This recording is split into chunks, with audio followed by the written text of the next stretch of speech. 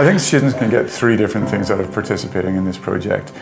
In terms of the high-class mentoring that they get across 14 months of working with the NZTE, it's invaluable for them. A big thing that we're learning about is exporting to international markets, and that's something that I would like to do. In our first workshop I met Craig Armstrong in the NZTE offices, and he's linked me up with some people who've been really crucial in lining up opportunities for me. We've learned about how to refine our market value proposition, and we've been able to network immensely due to these skills that we've learned at these events. That can lead them onto a global stage, which means they can have international collaborations, the type of which there's no way they would have had access to otherwise.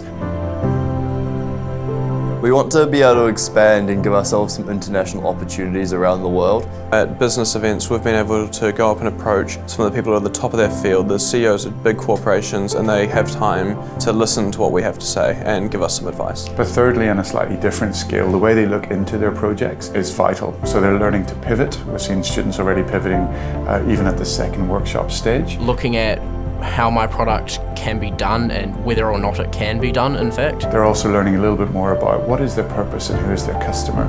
Boxes they thought they'd already ticked months ago, but they're learning to reevaluate and reimagine exactly what they're doing. Sustainability and eco-friendly living is still new to Thai consumers, but they're starting to wake up to it, and especially the younger generation are pushing it. I think these lessons can definitely be applied to New Zealand. That creating a sustainable business is equally about helping the community and improving the quality of life. And we wanted to target New Zealand's next generation of innovators and entrepreneurs as a way of both promoting kaitiakitanga and care for people in place, but also engaging them with Expo.